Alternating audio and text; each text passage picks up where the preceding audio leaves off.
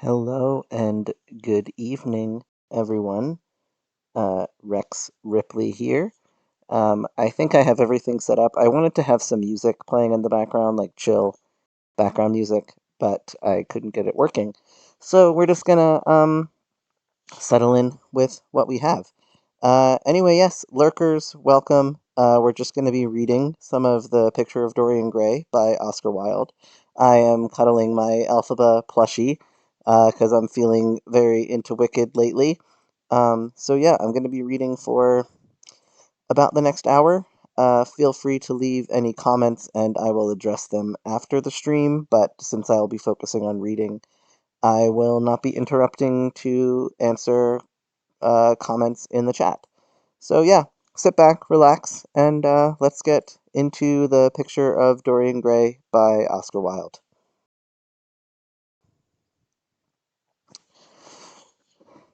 Chapter 1. The Preface. The artist is the creator of beautiful things. To reveal art and conceal the artist is art's aim. The critic is he who can translate into another matter or a new material his impression of beautiful things. The highest, as the lowest form of criticism, is a mode of autobiography. Those who find ugly meanings in beautiful things are corrupt without being charming. This is a fault. Those who find beautiful meanings in beautiful things are the cultivated. For these there is hope. They are the elect to whom beautiful things mean only beauty. There is no such thing as a moral or an... Sorry, I think this is cut off. There we go. As a moral or an immoral book. Books are well written or badly written. That is all. The 19th century dislike of realism is the rage of Caliban seeing his own face in a glass. The 19th century dislike of romanticism is the rage of Caliban not seeing his own face in a glass. The moral life of man forms part of the subject matter of the artist, but the morality of art consists in the perfect use of an imperfect medium. No artist desires to prove anything. Even things that are true can be proved. No artist has ethical sympathies, and an ethical sympathy in an artist is an unpardonable mannerism of style. No artist is ever morbid. The artist can express everything. Thought and language are to the artist instruments of an art. Vice and virtue are to the artist materials for an art. From the point of view of form, the type of all the arts is the art of the musician. From the point of view of feeling, the actor's craft is the type. All art is at once surface and symbol. Those who go beneath the surface do so at their peril. Those who read the symbol do so at their peril. It is the spectator, and not life, that art really mirrors. Diversity of opinion about a work of art shows that the work is new, complex, and vital. When critics disagree, the artist is in accord with himself. We can forgive a man for making a useful thing as long as he does not admire it. The only excuse for making a useful thing is that one admires it intensely. All art is quite useless. Oscar Wilde. I'm pausing for a moment just to check that everything's looking okay. I don't have mods, folks, so sorry, I'm doing all of this on my own.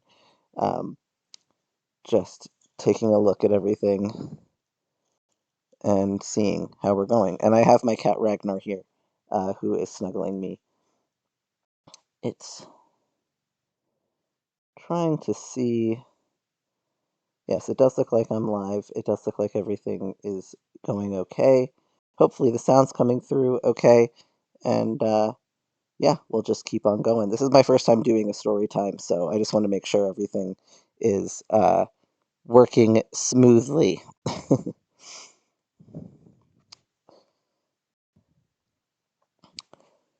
Chapter 2, but also Chapter 1, because the previous one was the prologue. The studio was filled with the rich odor of roses, and when the light summer wind stirred amidst the trees of the garden, there came through the open door the heavy scent of the lilac or the more delicate perfume of the pink flowering thorn. From the corner of the divan of Persian saddlebags in which he was lying, smoking, as was his custom, innumerable cigarettes, Lord Henry Wotton could just catch the gleam of the honey-sweet and honey-colored blossoms of Elabradum, whose tremulous branches seemed hardly able to bear the burden of a beauty so flame-like as theirs. And now and then the fantastic shadows of birds in flight flitted across the long tussore silk curtains that were stretched in front of the huge window, producing a kind of momentary Japanese effect, and making him think of those pallid, jade-faced painters of Tokyo whom, through the medium of an art that is necessarily immobile, seek to convey the sense of swiftness and motion. The sullen murmur of the bees shouldering their way through the long unmown grass, or circling with monotonous insistence round the dusty gilt horns of the straggling wood-mine, seemed to make the stillness more oppressive. The dim roar of London was like the bored-on note of a distant organ. In the center of the room, clamped to an upright easel, stood the full-length portrait of a young man of extraordinary personal beauty, and in front of it, some little distance away, was sitting the artist himself, Basil Hallward, whose sudden disappearance some years ago caused, at the time, such public excitement and gave rise to so many strange conjectures. As the painter looked at the gracious and comely form he had so skilfully mirrored in his art, a smile of pleasure passed across his face, and seemed about to linger there. But he suddenly started up, and closing his eyes, placed his fingers upon the lids, as though he sought to imprison within his brain some curious dream from which he feared he might awake. "It is your best work, Basil, the best thing you have ever done," said Lord Henry languidly. "You must certainly send it next year to the Grover. The Academy is too large and too vulgar. Whenever I have gone there, there have been either so many people that I have not been able to see the pictures, which was dreadful, or so many pictures that I have not been able to see the people, which was worse. The Grover is really the only place." "I don't think I shall send it anywhere," he answered, tossing his head back in that odd way that used to make his friends laugh at him at Oxford. "No, I won't send it anywhere." Lord Henry elevated his eyebrows and looked at him in amazement through the thin blue wreaths of smoke that curled up in such fanciful whorls from his heavy opium-tainted cigarette. "Not send it anywhere? My dear fellow, why? Have you any reason? What odd chaps you painters are! You do anything in the world to gain a reputation. As soon as you have one, you seem to want to throw it away. It is silly of you, for there is only one thing in the world, worse than being talked about, and that is not being talked about. A portrait like this would set you far above all the young men in England, and make the old men quite jealous, if old men are ever capable of any emotion." "I know you will laugh at me," he replied, "but I really can't exhibit it. I have put too much of myself into it." Lord Henry stretched himself out on the divan and laughed. "Yes, I knew you would, but it is quite true all the same. Too much of yourself in it. Upon my word, Basil, I don't know why you were I didn't know you were so vain, and I really can't see any resemblance between you, with your rugged, strong face and your coal-black hair, and this young Adonis who looks as if he was made out of ivory and rose leaves. Why, my dear Basil, he is a Narcissus, and you, well, of course you have an intellectual expression and all that, but beauty, real beauty, ends where an intellectual expression begins. Intellect is in itself a mode of exaggeration, and destroys the harmony of any face. The moment one sits down to think, one becomes all nose, or all forehead, or something horrid. Look at the successful men in any of the learned professions, how perfectly hideous they are, except, of course, in the church, but then in the church they don't think. A bishop keeps on saying at the age of 80 what he was told to say when he was a boy of 18, and as a natural consequence he always looks absolutely delightful. Your mysterious young friend, whose name you have never told me, but whose picture really fascinates me, never thinks. I feel quite sure of that. He is some brainless, beautiful creature who should be always here in winter, when we have no flowers to look at, and always here in summer, when we want something to chill our intelligence. Don't flatter yourself, Basil. You are not in the least like him." "You don't understand me, Harry," answered the artist. "Of course I am not like him. I know that perfectly well. Indeed, I should be sorry to look like him. You shrug your shoulders. I am telling you the truth. There is a fatality about all physical and intellectual distinction, the sort of fatality that seems to dog through history the faltering steps of kings. It is better not to be different from one's fellows. The ugly and the stupid have the best of it in this world. They can sit at their ease and gape at the play. If they know of victory, they are at least spared the knowledge of defeat.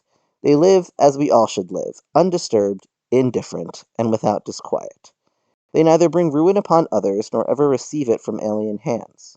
Your rank and wealth, Harry, my brains, such as they are, my art, whatever it may be worth, Dorian Gray's good looks, we shall all suffer for what the gods have given us, suffer terribly. Dorian Gray? Is that his name? Asked Lord Henry, walking across the studio towards Basil Hallward. Yes, that is his name. I didn't intend to tell it to you. But why not? Oh, I can't explain. When I like people immensely, I never tell their names to anyone. It is like surrendering a part of them. I have grown to love secrecy. It seems to be the one thing that can make modern life mysterious, or marvelous to us. The commonest thing is delightful, if one only hides it. When I leave town now, I never tell my people where I am going. If I did, I would lose all my pleasure. It is a silly habit, I dare say, but somehow it seems to bring a great deal of romance into one's life. I suppose you think me awfully foolish about it. Not at all, answered Lord Henry. Not at all, my dear Basil. You seem to forget that I am married, and the one charm of marriage is that it makes a life of deception absolutely necessary for both parties. I never know where my wife is, and my wife never knows what I am doing. When we do meet occasionally, when we dine out together or go down to the Duke's, we tell each other the most absurd stories with the most serious faces. My wife is very good at it, much better in fact than I am. She never gets confused over her dates, and I always do. But when she does find me out, she makes no row at all. I sometimes wish she would, but she merely laughs at me. I hate the way you talk about your uh, I hate the way you talk about your married life, Harry, said Basil Hallward, strolling towards the door that led into the garden. I believe that you are really a very good husband, but that you are thoroughly ashamed of your own virtues. You are an extraordinary fellow. You never say a moral thing, and you never do a wrong thing. Your cynicism is simply a pose. Being natural is simply a pose, and the most irritating pose I know, cried Lord Henry, laughing, and the two young men went out into the garden together and ensconced themselves on a long bamboo seat that stood in the shade of a tall laurel bush. The sunlight slipped over the polished leaves in the grass. White daisies were tremulous. After a pause, Lord Henry pulled out his watch. I'm afraid I must be going, Basil, he murmured, and before I go, I insist on your answering a question I put to you some time ago. What is that? Said the painter, keeping his eyes fixed on the ground. You know quite well. I do not, Harry. Well, I will tell you what it is. I want you to explain to me why you won't exhibit Dorian Gray's picture. I want the real reason. I told you the real reason. No, you did not. You said it was because there was too much of yourself in it. Now, that is childish. Harry, said Basil Hallward, looking him straight in the face, every portrait that is painted with feeling is a portrait of the artist, not of the sitter. The sitter is merely the accident, the occasion. It is not he who is revealed by the painter, it is rather the painter who, on the colored canvas, reveals himself. The reason I will not exhibit this picture is that I am afraid that I have shown in it the secret of my own soul. Lord Henry laughed. And what is that? He asked. I will tell you, said Hallward, but an expression of perplexity came over his face. I am all expectation, Basil, continued his companion, glancing at him. Oh, there is really very little to tell, Harry, answered the painter, and I am afraid you will hardly understand it. Perhaps you will hardly believe it. Lord Henry smiled, and leaning down, plucked a pink-petaled daisy from the grass, and examined it. I am quite sure I shall understand it, he replied, gazing intently at the little golden, white-feathered disk. And as for believing things, I can believe anything, provided that it is quite incredible. The wind shook some blossoms from the trees, and the heavy lilac blooms, with their clustering stars, moved to and fro in the languid air. A grasshopper began to chirrup by the wall, and like a blue thread, a long thin dragonfly floated past on its brown gauze wings. Lord Henry felt as if he could hear Basil Hallward's heart beating, and wondered what was coming. The story is simply this, said the painter, after some time. 2 months ago, I went to a crush at Lady Brandon's. You know we poor artists have to show ourselves in society from time to time, just to remind the public that we are not savages. With an evening coat and a white tie, as you told me once, anybody, even a stockbroker, can gain a reputation for being civilized. Well, after I had been in the room about 10 minutes, talking to huge overdressed dowagers and tedious academicians, I suddenly became conscious that someone was looking at me. I turned halfway round and saw Dorian Gray for the first time. When our eyes met, I felt that I was growing pale. A curious sensation of terror came over me. I knew that I had come face to face with someone whose mere personality was so fascinating that if I allowed it to do so, it would absorb my whole nature, my whole soul, my very art itself. I did not want any external influence in my life. You know yourself, Harry, how independent I am by nature. I have always been my own master, had at least always been so, till I met Dorian Gray. Then, but I don't know how to explain it to you, something seemed to tell me that I was on the verge of a terrible crisis in my life.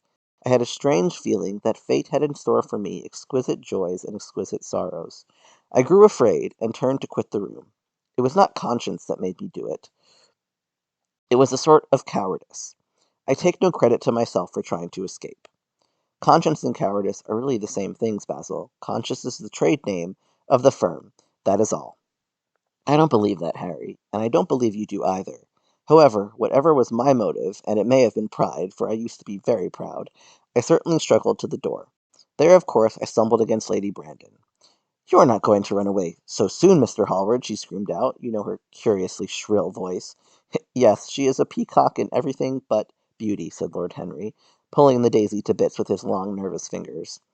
I could not get rid of her. She brought me up to royalties and people with stars and garters, and elderly ladies with gigantic tiaras and parrot noses. She spoke of me as her dearest friend. I had only met her once before, but she took it into her head to lionize me. I believe some picture of mine had made a great success at the time. At least had been chattered about in the penny newspapers, which in the 19th century standard of immortality. Suddenly, I found myself face to face with the young man whose personality had so strangely stirred me. We were quite close, almost touching. Our eyes met again. It was uh, it was reckless of me, but I asked Lady Brandon to introduce me to him. Perhaps it was not so reckless after all. It was simply inevitable. We would have spoken to each other without any introduction, I am sure of that. Dorian told me afterwards. He, too, felt that we were destined to know each other. And how did Lady Brandon describe this wonderful young man? Asked his companion. I know she goes in for giving a rapid précis of all her guests. I remember her bringing me up to a truculent and red-faced old gentleman covered all over with orders and ribbons, and hissing into my ear in a tragic whisper which must have been perfectly audible to everybody in the room, the most astounding details. I simply fled. I like to find out people for myself, but Lady Brandon treats her guests exactly as an auctioneer treats his goods. She either explains them entirely away or tells one everything about them except what one wants to know.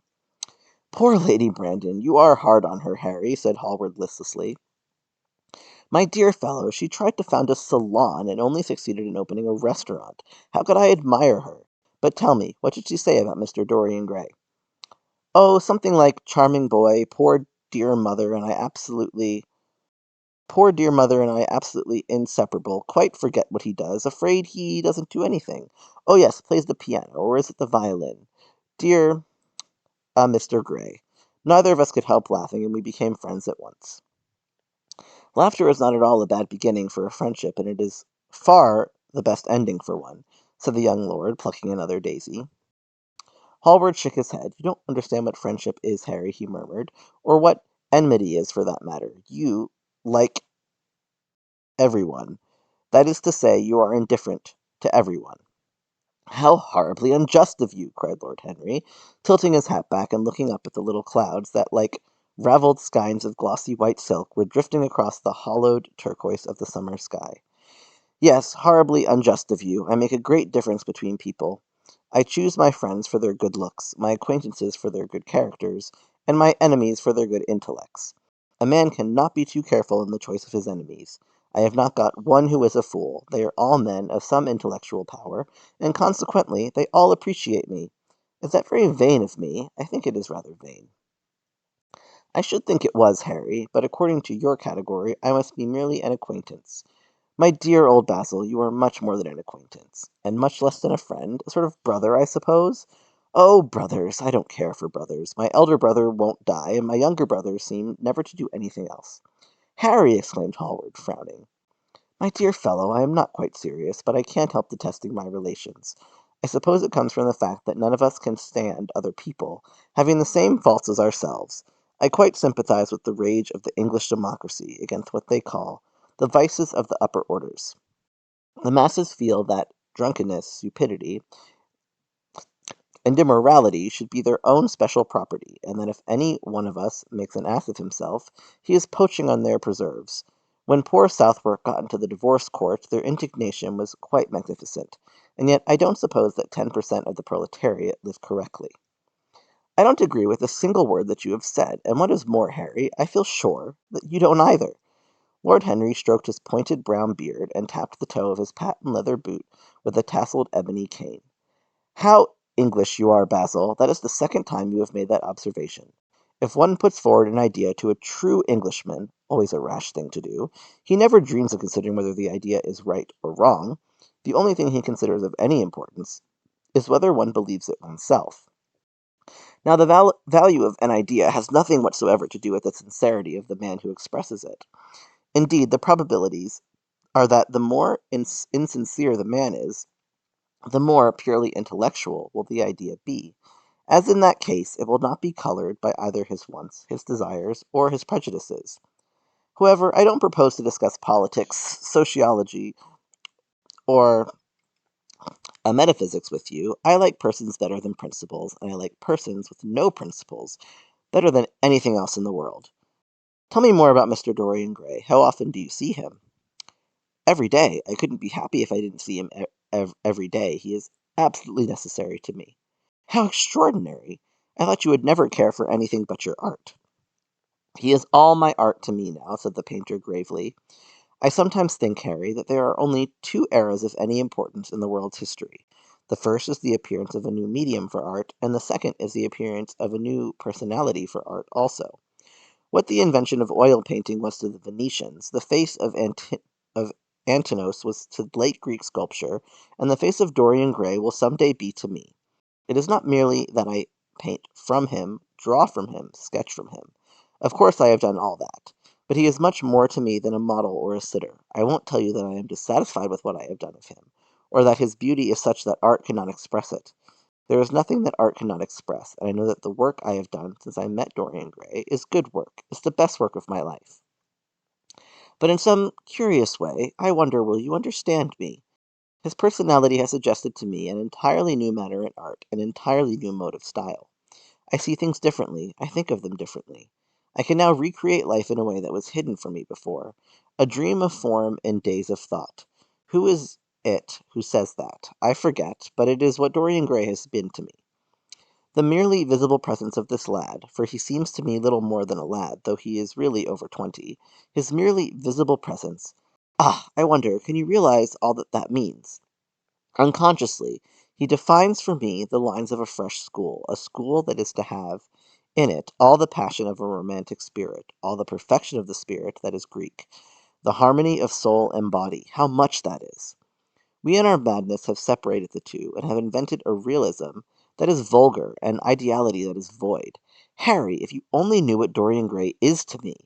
You remember the landscape of mine, for which Agnew offered me such a huge price, but which I would not part with, is one of the best things I have ever done. And why is it so? Because while I was painting it, Dorian Gray sat beside me.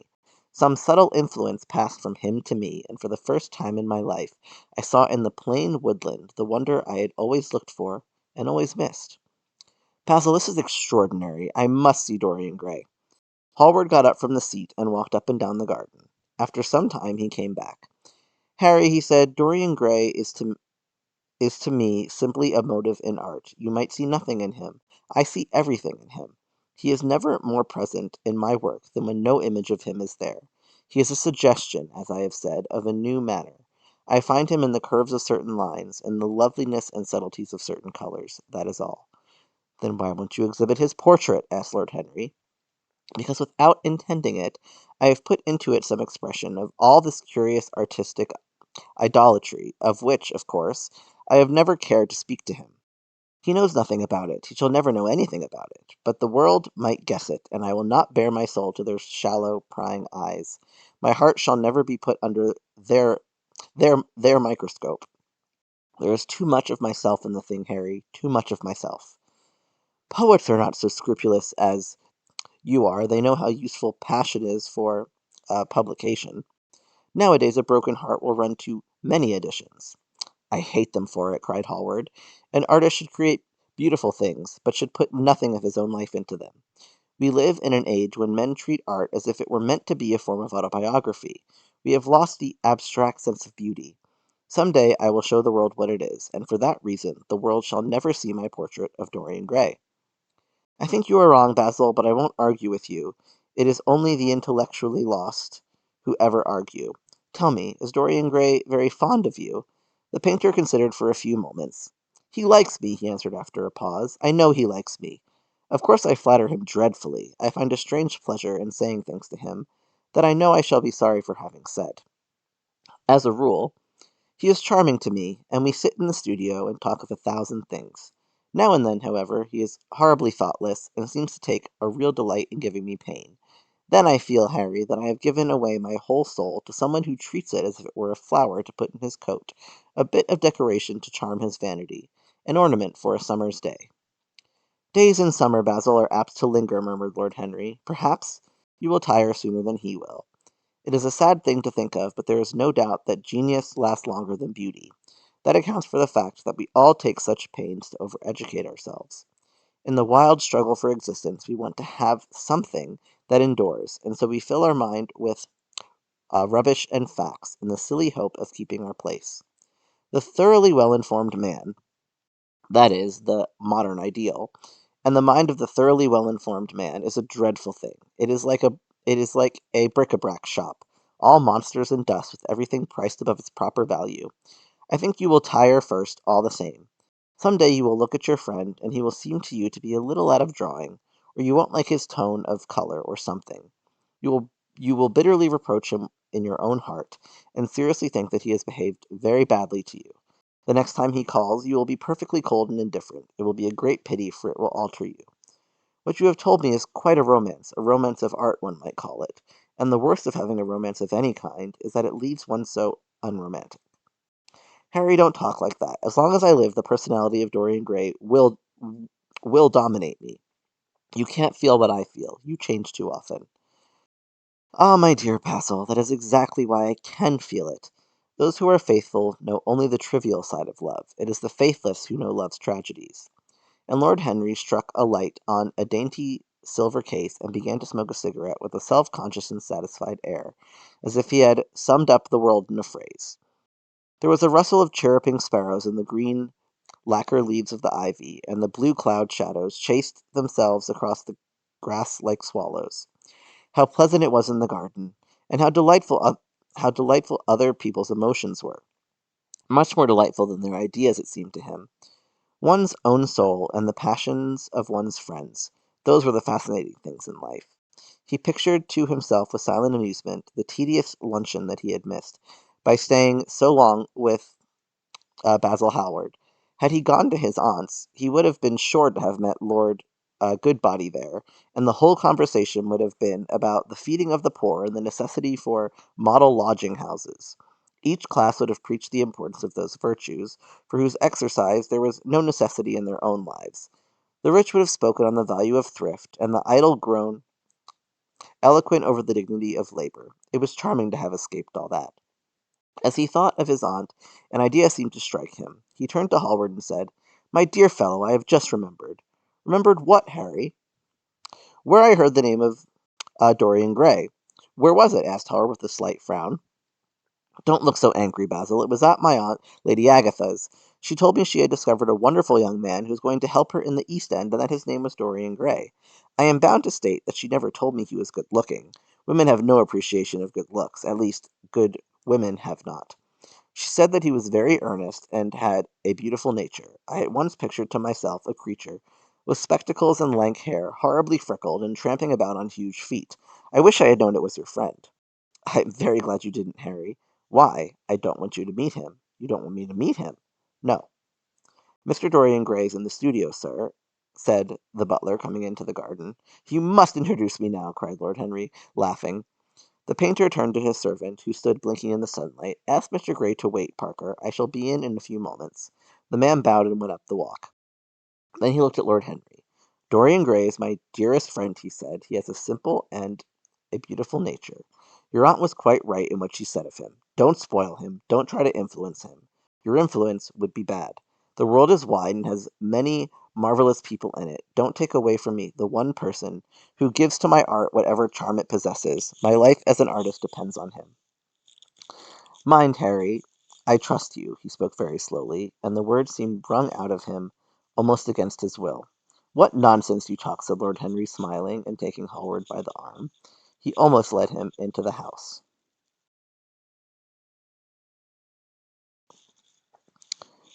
Chapter 2. As they entered, they saw Dorian Gray. He was seated at the piano with his back to them, turning over the pages of a volume of Schumann's forest scenes. You must lend me these, Basil, he cried. I want to learn them. They are perfectly charming. That entirely depends on how you sit today, Dorian.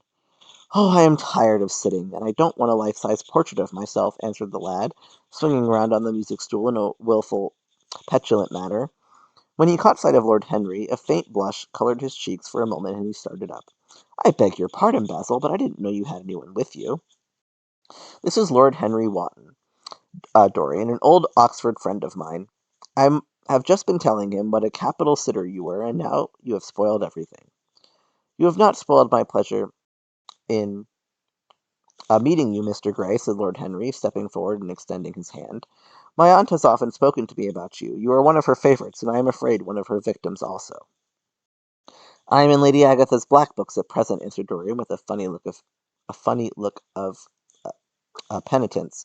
I promised to go to a club in Whitechapel with her last Tuesday, and I really forgot all about it.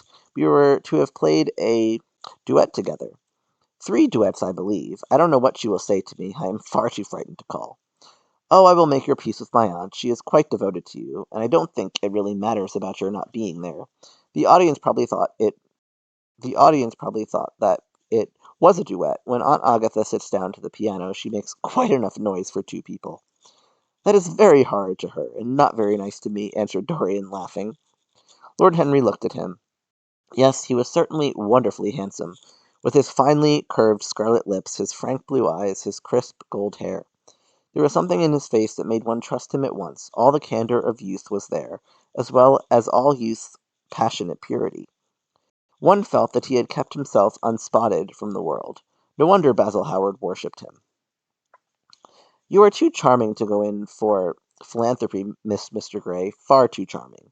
And Lord Henry flung himself down on the divan and opened his cigarette case. The painter had been busy mixing his colours and getting his brushes ready. He was looking worried, and when he heard Lord Henry's last remark, he glanced at him, hesitated for a moment, and then said, Harry, I want to finish this picture today. Would you think it awfully rude of me if I asked you to go away? Lord Henry smiled and looked at Dorian Gray. Am I to go, Mr. Gray? He asked. Oh, please don't, Lord Henry. I see that Basil is in one of his sulky moods, and I can't bear him when he sulks. Besides, I want you to tell me why I should not go in for philanthropy. I don't know that I shall tell you that, Mr. Gray. It is so tedious a subject that one would have to talk seriously about it. But I certainly shall not run away, now that you have asked me to stop. You don't really mind, Basil, do you? You have often told me that you liked your sitters to have someone to chat to. Hallward bit his lip. If Dorian wishes it, of course you must stay. Dorian's whims are laws to everybody, except himself.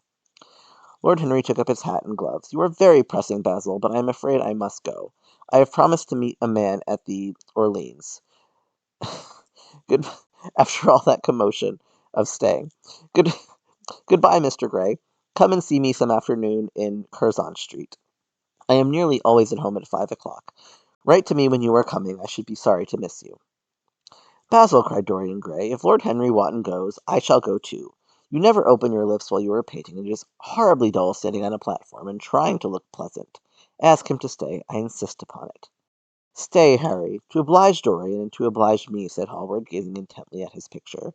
It is quite true. I never talk when I am working, and never listen either. It must be dreadfully tedious for my unfortunate sitters. I beg you to stay. But what about my man at the Orleans? The painter laughed. I don't think there will be any difficulty about that. Sit down again, Harry. And now, Dorian, get up on the platform, and don't move about too much, or pay any attention to what Lord Henry says. He has a very bad influence over all his friends, with the single exception of myself. Dorian Gray stepped up on the dais with the air of a young Greek martyr, and made a little mow of discontent to Lord Henry, to whom he had rather taken a fancy. He was so unlike Basil, they made a delightful contrast, and he had such a beautiful voice. After a few moments he said to him, Have you really a very bad influence, Lord Henry? As bad as Basil says. There is no such thing as a good influence, Mr. Gray. All influence is immoral. Immoral from the scientific point of view. Why? Because to influence a person is to give him one's own soul.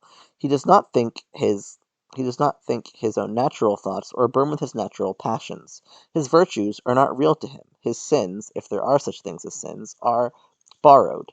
He becomes an echo of someone else's music, an actor of a part that has not been written for him. The aim of life is self-development, to realize one's nature perfectly. That is what each of us is here for. People are afraid of themselves nowadays. They have forgotten the highest of all duties, the duty that one owes to oneself.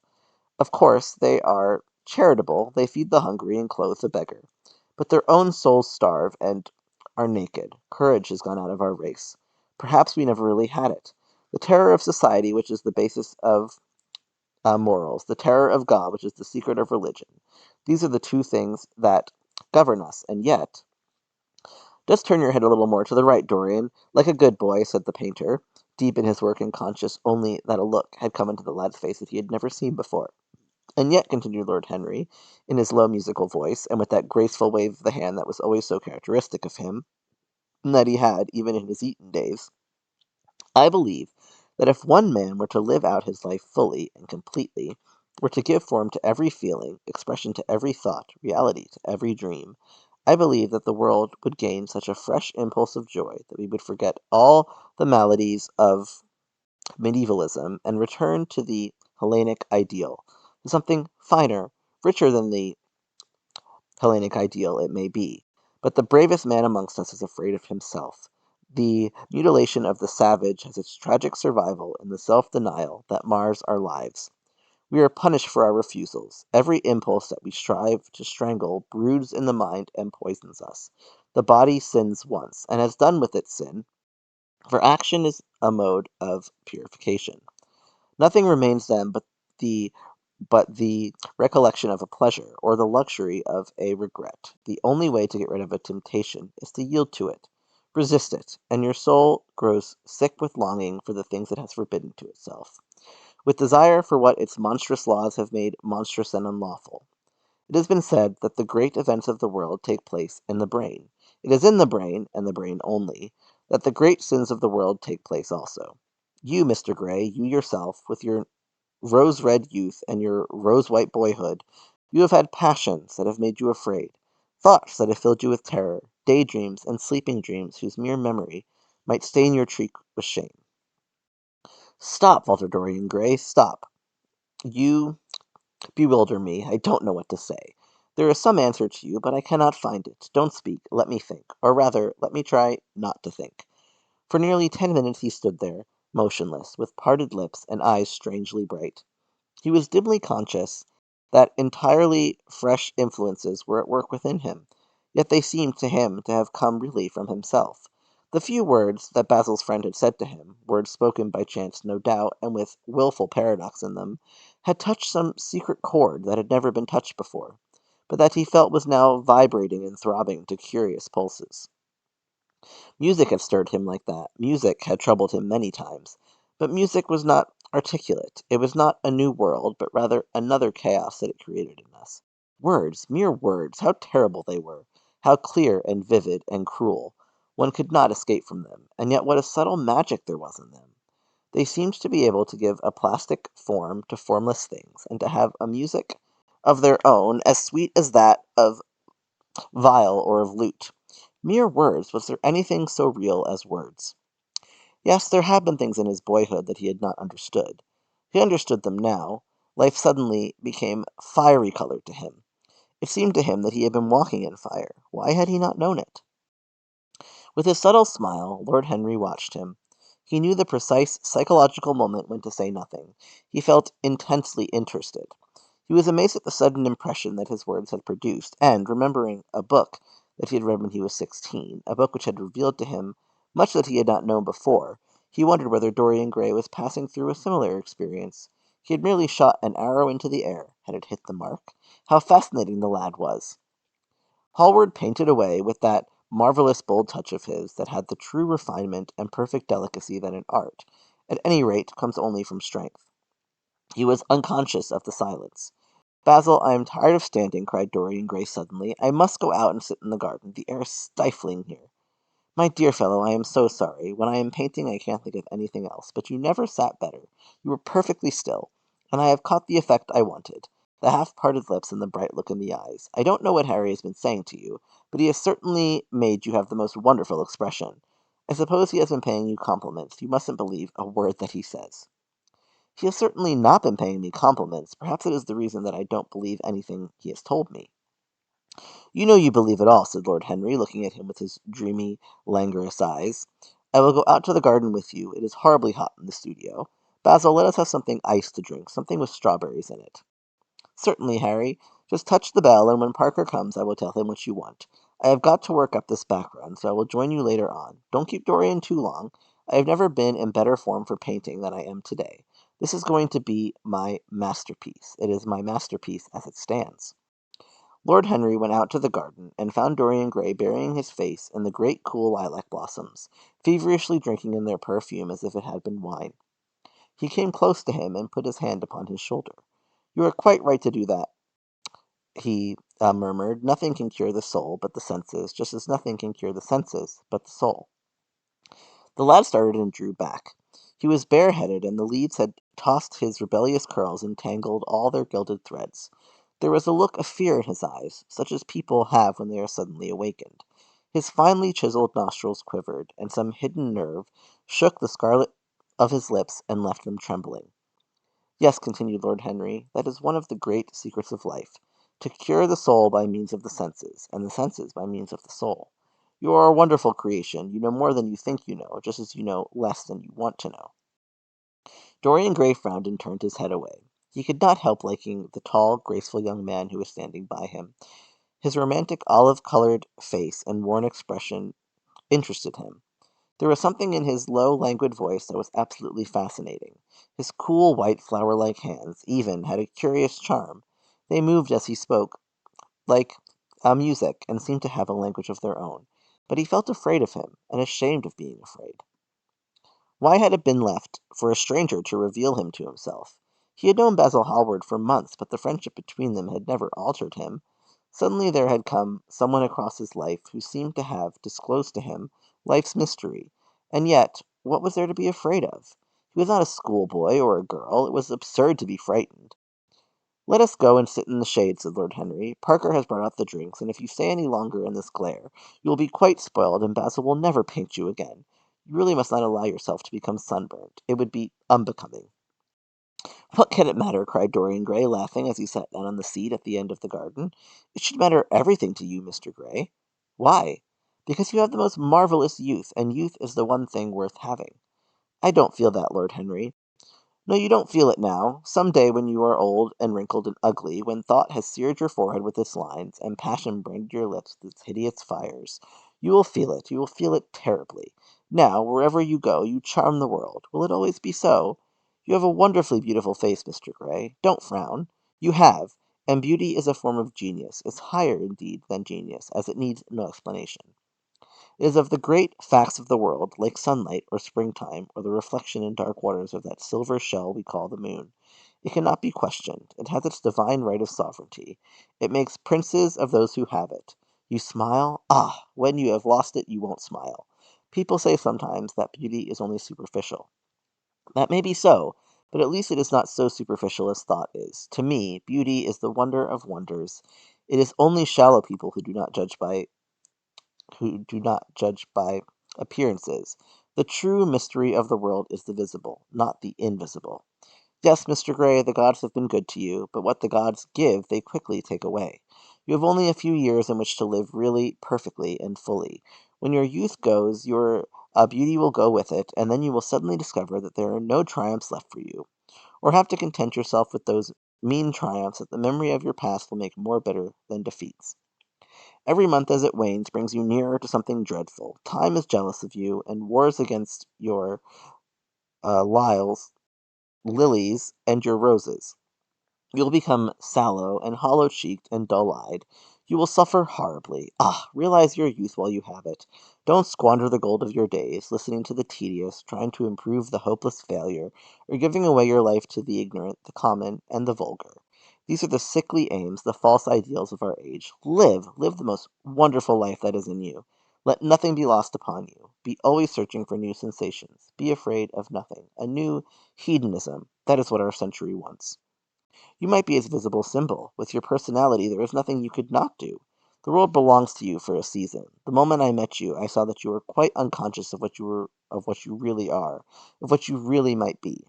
There was so much in you that charmed me that I felt I must tell you something about yourself. I thought how tragic it would be if you were wasted, for there is such a little time that your youth will last, such a little time. The common hill flowers wither, but they blossom again. The laburnum will be as yellow next June as it is now. In a month there will be purple stars on the clematis, and year after year the green night of its leaves will hold its purple stars. But we never get back our youth. The pulse of joy that beats in us at 20 becomes sluggish. Our limbs fail, our senses rot. We degenerate into hideous puppets, haunted by the memory of the passions of which we were too much afraid, and the exquisite temptations that we had not the courage to yield to. Youth! Youth! There is absolutely nothing in the world but youth. Dorian Gray listened, open-eyed and uh, open-eyed and wondering. The spray of lilac fell from his hand upon the gravel. A furry bee came and buzzed round it for a moment, then it began to scramble all over the overstellated globe of the tiny blossoms. He watched it with that strange interest in trivial things that we try to develop when things of high import make us afraid, or when we are stirred by some new emotion for which we cannot find expression, or when some thought that terrifies us lays sudden siege to the brain and calls on us to yield. After a time the bee flew away. He saw it creeping into the stained trumpet of a Tyrian convolvulus. The flower seemed to quiver, and then swayed gently to and fro. Suddenly the painter appeared at the door of the studio, and made staccato signs for them to come in. They turned to each other and smiled. "I am waiting," he cried. "Do come in. The light is quite perfect, and you can bring your drinks." They rose up and sauntered down the walk together. Two green and white butterflies fluttered past them, and in the pear tree at the corner of the garden a thrush began to sing. "You are glad to have met me, Mr. Gray," said Lord Henry, looking at him. "Yes, I am glad now. I wonder, shall I always be glad?" "Always! That is a dreadful word. It makes me shudder when I hear it. Women are so fond of using it. They spoil every romance by trying to make it last forever. It is a meaningless word, too. The only difference between a caprice and a lifelong passion is that the caprice lasts a little longer." As they entered the studio, Dorian Gray put his hand upon Lord Henry's arm. "In that case, let our friendship be a caprice," he murmured, flushing at his own boldness, then stepped up on the platform and resumed his pose. Lord Henry flung himself into a large wicker armchair and watched him. The sweep and dash of the brush on the canvas made the only sound that broke the stillness, except when, now and then, Hallward stepped back to look at his work from a distance. In the slanting beams that streamed through the open doorway, the dust danced and was golden. The heavy scent of the roses seemed to brood over everything. After about a quarter of an hour, Hallward stopped painting, looking for a long time at Dorian Gray and then for a long time at the picture, biting the end of one of his huge brushes and frowning. "It is quite finished," he cried at last, and stooping down he wrote his name in long vermilion letters on the left-hand corner of the canvas. Lord Henry came over and examined the picture. It was certainly a wonderful work of art, and a wonderful likeness as well. "My dear fellow, I congratulate you most warmly," he said. "It is the finest portrait of modern times. Mr. Gray, come over and have a look at yourself." The lad started as if awakened from some dream. "Is it really finished?" he murmured, stepping down from the platform. "Quite finished," said the painter, "and you have sat splendidly today. I am awfully obliged to you." "That is entirely due to me," broke in Lord Henry. "Isn't it, Mr. Gray?" Dorian made no answer, but passed listlessly in front of his picture and turned towards it. When he saw it, he drew back, and his cheeks flushed for a moment with pleasure. A look of joy came into his eyes, as if he had recognized himself for the first time. He stood there, motionless and in wonder, dimly conscious that Hallward was speaking to him, but not catching the meaning of his words. The sense of his own beauty came on him like a revelation. He had never felt it before. Basil Hallward's compliments had seemed to him to be merely the charming exaggeration of friendship. He had listened to them, laughed at them, forgotten them. They had not influenced his nature. Then had come Lord Henry Wotton, with his strange panegyric on youth, his terrible warning of its brevity, that had stirred him at the time, and now, as he stood gazing at the shadow of his own loveliness, the full reality of the description flashed across him. Yes, there would be a day when his face would be wrinkled and wizen, his eyes dim and colorless, the grace of his figure broken and deformed. The scarlet would pass away from his lips, and the gold steal from his hair. The life that was to make his soul would mar his body. He would become dreadful, hideous, and uncouth. As he thought of it, a sharp pang of pain struck through him like a knife, and made each delicate fibre of his nature quiver. His eyes deepened into amethyst, and across them came a mist of tears. He felt as if a hand of ice had been laid upon his heart. "Don't you like it?" cried Hallward at last, stung a little by the lad's silence, not understanding what it meant. "Of course he likes it," said Lord Henry. "Who wouldn't like it? It is one of the greatest things in modern art. I will give you anything you like to ask for it. I must have it." "It is not my property, Harry." "Whose property is it?" "Dorian's, of course," answered the painter. "He is a very lucky fellow." "How sad it is," murmured Dorian Gray, with his eyes still fixed upon his own portrait. "How sad it is. I shall grow old, and horrible, and dreadful, but this picture will remain always young. It will never be older than this particular day of June. If it were only the other way! If it were I who was to be always young, and the picture that was to grow old! For that I would give everything. Yes, there is nothing in the whole world I would not give. I would give my soul for that." "You would hardly care for such an arrangement, Basil," cried Lord Henry, laughing. "It would be rather hard lines on your work." "I still object very strongly, Harry," said Hallward. Dorian Gray turned and looked at him. "I believe you would, Basil. You like your art better than your friends. I am no more to you than a green bronze figure, hardly as much, I dare say." The painter stared in amazement. It was so unlike Dorian to speak like that. What had happened? He seemed quite angry. His face was flushed and his cheeks burning. "Yes," he continued, "I am less to you than your ivory Hermes or your silver fawn. You will like them always. How long will you like me? Till I have my first wrinkle, I suppose. I know now that when one loses one's good looks, whatever they may be, one loses everything. Your picture has taught me that. Lord Henry Wotton is perfectly right. Youth is the only thing worth having. When I find that I am growing old, I shall kill myself." Hallward turned pale and caught his hand. "Dorian! Dorian!" he cried. "Don't talk like that. I have never had such a friend as you, and I shall never have such another. You are not jealous of material things, are you? You are finer than any of them." "I am jealous of everything whose beauty does not die. I am jealous of the portrait you have painted of me. Why should it keep what I must lose? Every moment that passes takes something from me and gives something to it. Oh, if it were only the other way! If the picture could change, and I could be always what I am now! Why did you paint it? It will mock me some day, mock me horribly." The hot tears welled into his eyes.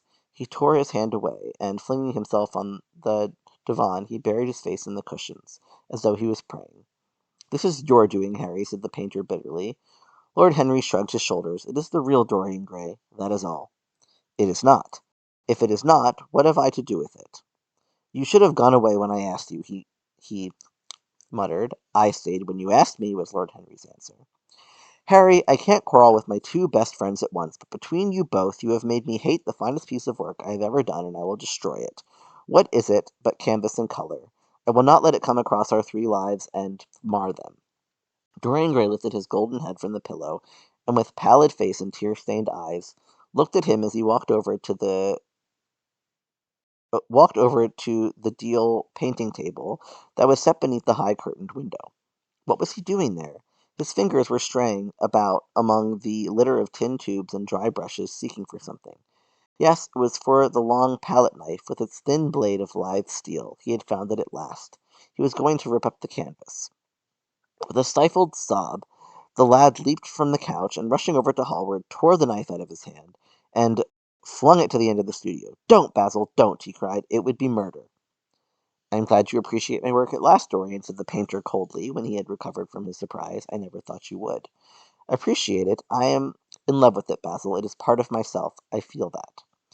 "Well, as soon as you are dry, you shall be varnished and framed and sent home. Then you can do what you like with yourself." And he walked across the room and rang the bell for tea. "You will have tea, of course, Dorian. And so will you, Harry, or do you object to such simple pleasures?"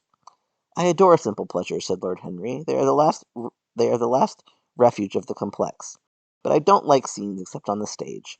What absurd fellows you are, both of you. I wonder who it was defined man as a rational animal. It was the most premature definition ever given. Man is many things, but he is not rational. I am glad he is not, after all, though I wish you chaps would not squabble over the picture. You had much better let me have it, Basil. This silly boy doesn't really want it, and I really do. If you let anyone have it but me, Basil, I shall never forgive you, cried Dorian Gray, and I don't allow people to call me a silly boy. You know the picture is your story, and I gave it to you before it existed. And you have been a little silly, Mr. Gray, and that you don't really object to being reminded that you are extremely young. I should have objected very strongly this morning, Lord Henry. Ah, this morning. You have lived since then. There came a knock at the door, and the butler entered with a laden tea-tray and set it down upon a small Japanese table. There was a rattle of cups and saucers and the hissing of a fluted Georgian urn. Two globe-shaped china dishes were brought in by a page. Dorian Gray went over and poured out the tea. The two men sauntered languidly to the table and examined what was under the covers. "Let us go to the theatre tonight," said Lord Henry. "There is sure to be something on, somewhere. I have promised to dine at White's, but it is only with an old friend, so I can send him a wire to say that I am ill or that I am prevented from coming in consequence of a subsequent engagement. I think that would be a rather nice excuse. It would have all the surprise of candor." "It is such a bore putting on one's dress clothes," muttered Hallward, "and when one has them on, they are so horrid." "Yes," answered Lord Henry dreamily, "the costume of the 19th century is detestable. It is so sombre, so depressing. Sin is the only real color element left in modern life." "You really must not say things like that before Dorian, Harry." "Before which Dorian? The one who is pouring out tea for us, or the one in the picture?" "Before either." "I should like to come to the theatre with you, Lord Henry," said the lad. "Then you shall come, and you will come too, Basil, won't you?" "I can't, really. I would sooner not. I have a lot of work to do." "Well, then you and I will go alone, Mr. Gray. I should like that awfully." The painter bit his lip and walked over, cup in hand, to the picture. "I shall stay with the real Dorian," he said sadly. "Is it the real Dorian?" cried the original of the portrait, strolling across to him. "Am I really like that?" "Yes, you are just like that." "How wonderful, Basil!" "At least you are like it in appearance, but it will never alter," sighed Hallward. "That is something." "What a fuss people make about fidelity!" exclaimed Lord Henry. "Why, even in love it is purely a question for physiology. It has nothing to do with our own will. Young men want to be faithful, and are not. Old men want to be faithless, and cannot. That is all one can say." "Don't go to the theatre tonight, Dorian," said Hallward. "Stop and dine with me." "I can't, Basil." "Why?" "Because I have promised Lord Henry Wotton to go with him." "He won't like you the better for keeping your promises. He always breaks his own. I beg you not to go." Dorian Gray laughed and shook his head. "I entreat you." The lad hesitated and looked over at Lord Henry, who was watching them from the tea-table with an amused smile. "I must go, Basil," he answered. "Very well," said Hallward, and he went over and laid down his cup on the tray. "It is rather late, and as you have to dress, you had better lose no time. Good-bye, Harry. Good-bye, Dorian. Come and see me soon. Come tomorrow." "Certainly. You won't forget?" "No, of course not," cried Dorian. "And, Harry—" "Yes, Basil?" "Remember what I asked you when we were in the garden this morning?" "I have forgotten it." "I trust you." "I wish I could trust myself," said Lord Henry, laughing. "Come, Mr. Gray, my hansom is outside, and I can drop you at your own place. Good-bye, Basil. It has been a most interesting afternoon." As the door closed behind them, the painter flung himself down on a sofa, and a look of pain came into his face.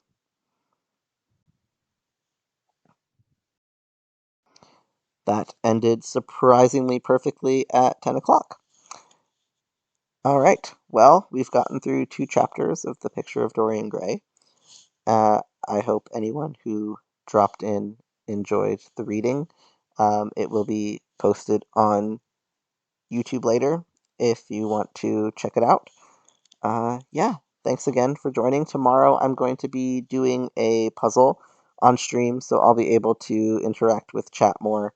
And yeah, I think it's going to be a Mass Effect puzzle, so that one should be fun to do. It's 1,000 pieces, so it'll probably take quite a bit of time to finish. Anyway, have a good night, everyone, and thanks for joining Puppy Story Time.